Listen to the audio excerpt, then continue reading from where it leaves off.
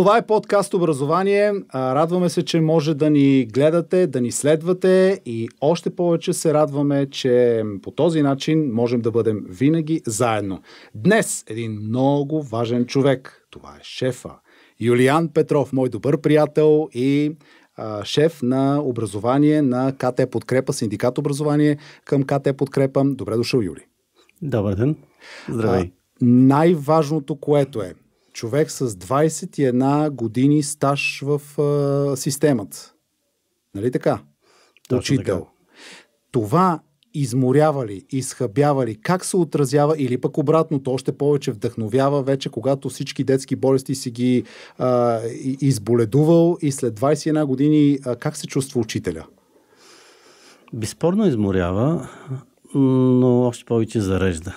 Работа с децата, с учениците е нещо вълшебно и може би затова много от колегите остават и са учители. Разбира се, средната възраст така не ни харесва достатъчно. Бихме искали тя да върви надолу, поне с 10 години, но в крайна сметка... Коя е най-здравословната средна възраст при учителите? Има ли някъде правил ли някое изследване по света или просто от практиката можем да изкараме някакво число като години? Около 44 години е добрата средна възраст. Средностатистически в Европа, в света. Нашата, за съжаление, е поне 10 години нагоре. Сега Министерството така махат и на 2 години, но истината е, че е много по-висока от средноевропейската и трябва да се борим за сърцето и душата на младия учител, защото на този етап това не го правим достатъчно успешно. Аз започнах на ти, съвсем умишлено, защото ние сме приятели, но сега се връщам към учтивата форма вие, защото професионално искам да започнем този разговор от самия вас като човек. Юлиян Петров, извън между работното време, какъв човек е? Всъщност това, което казах за учителството, все пак малко остана в историята на моя живот. Аз съм учител по музика, по информатика. Информатика, да. След това съм доктор по педагогика, работя и с студенти, преподавам политики в училището, образование, иновации в училището, законодателство.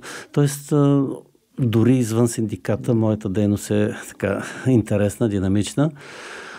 И всъщност така успявам да усещам пулса на българското образование. Много често сме и в училище, в класните стаи, които така малко се различават от тези, които бяха само с тебешири. Сега има и много други неща, изглеждат много по-интересно, много по-цветно, много по-привлекателно. Съвсем интерактивни. И съм убеден, че все интересно ще изглеждат и така ще привличат българските ученици. Разбира се, много има какво да се желае в тая посока, но така се радвам, че посоката е правилна, макар темпото понякога да ни се струва много по-бавно, отколкото но аз умишлено започнах с вашето учителство, защото един път учител завинаги е учител. Нали? Това съм го чувал. Разбира се, че е така. Това усещане остава за цял живот и човек винаги е готов да влезе, да усети това настроение в класната стая с учениците, с техния друг свят. В една училищна стая, в един клас са две паралелни реалности. Едната е на учителя, която колкото и да е близо до учениците, тя е малко по-различна, и другата е тази на учениците. И наистина трябва да се опитваме да сме много близко до тяхната, но и достатъчно далече да имат респекта, уважението към учителя и всъщност така да получават това, за което са в образователната система, да се научат, да получат опита, защото и Конфуций е казал, че най-важно е практиката и най-лошата практика и повече от най-многото знание. Тъй, че дай Боже по-бързо да ориентираме нашата образователна система не към обема знания, а към компетентности. Нещо, което звучи като клише, но е припознато от най-великите хора в образованието. Дай Боже да стане и такова като реалност. Това ли е най-голямата борба в българското образование? Да накараме данните, които децата получават, да заживеят в техните мускули?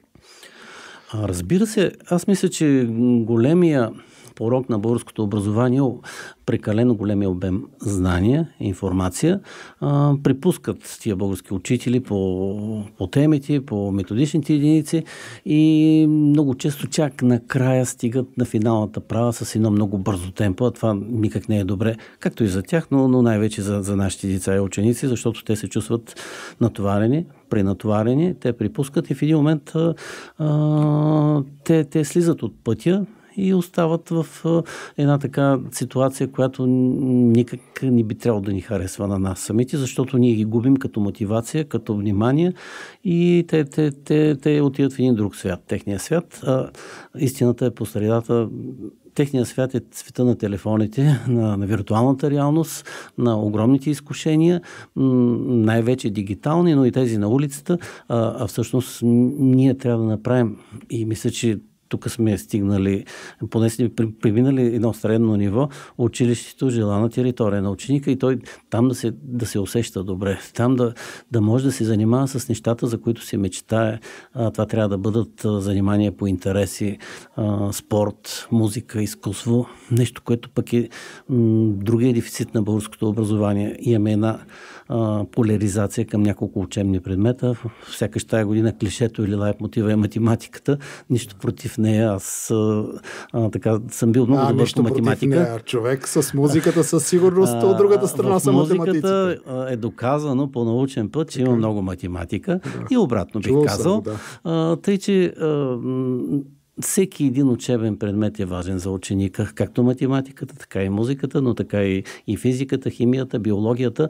А в момента, ако погледнем към 7-ми клас, защото сякаш това е най-обществено значимия изпит на този етап, защото учениците избират и продължават своето образование в някакво училище. Т.е. те се стараят техните родители това училище да бъде добро, това училище да бъде елитно. Няма такава класация. В закона нашия няма диференциране на кои са елитни или кои не са, но в крайна сметка някои училища са по-желани и тук е всъщност това внимание на цялото българско общество, на родителите, на учениците, дори чрез частни уроци да успеят да достигнат до това училище.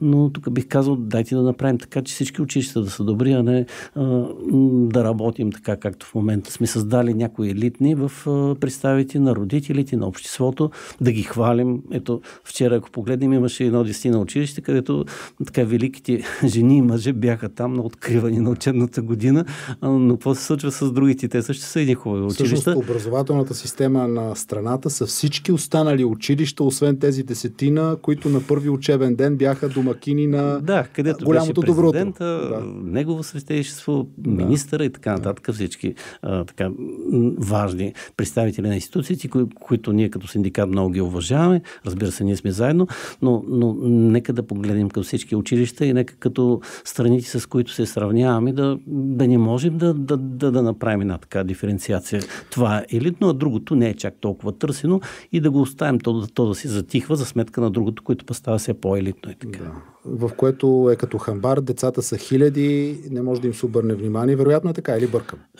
Точно така е. Вчера коментирахме една друга тема, че в никакъв случай не трябва... Значи, говорихме за двусменния режим, но някак така забравяме да отбележим, че имаме паралелки с вместо 26-30 ученика.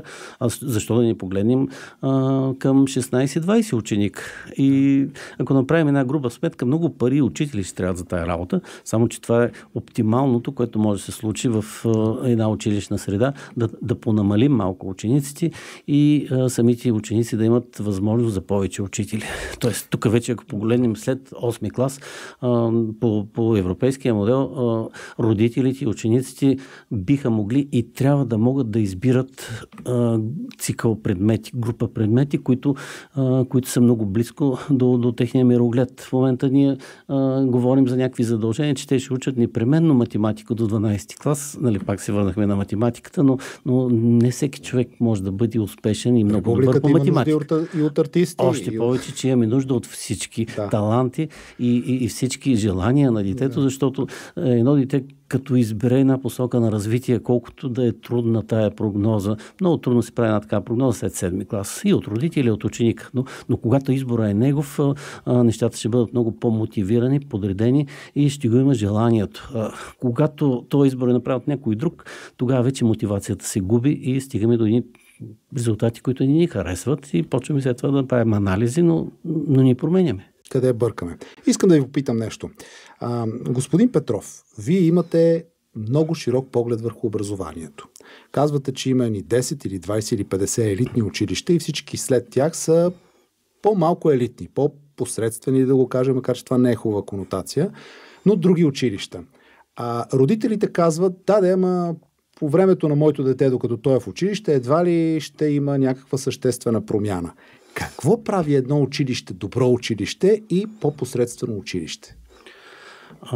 Първо ще направя оговорката, че нямаме общо приети индикатори за елитарни образователни институции, но неофициалните са от това доколко харесвани са, доколко има интерес към тях и всъщност до голям степен това кореспондира с един по-висок брой ученици. Тоест българска традиция, иновация, но не чак до там добра, е огромните училища. Мега училищата, които са на 2 смени, естествено, но минават 1000, имаше училища, които минаваха и 2000. Сега не съм гледал статистиката от тази година, но има някои, които са много близки до 2000 ученика, нещо, което никак не е полезно. Да ни говорим за 2 смени, да ни говорим за по-късния старт, който стана популярен последните 2 седмици, но куп други неща не са полезни, когато толкова много ученици са в едно училище, макар той да е посочено като много добро. Аз бих казал, че във всяко едно училище до голям степен добри учител оформя стандарта по предмет или като класно ръководство, или в дадена класна стая. Тъй, че във всяко едно училище има много добри учители, заради които се заслужава да се стои в това училище, да се учи в него и след това с чест да се излезе от него. Защото аз не съм привърженик на това дори да изработим критерии за елитни училища, няма да бъде полезно за всички. Нека всички да станат елитни.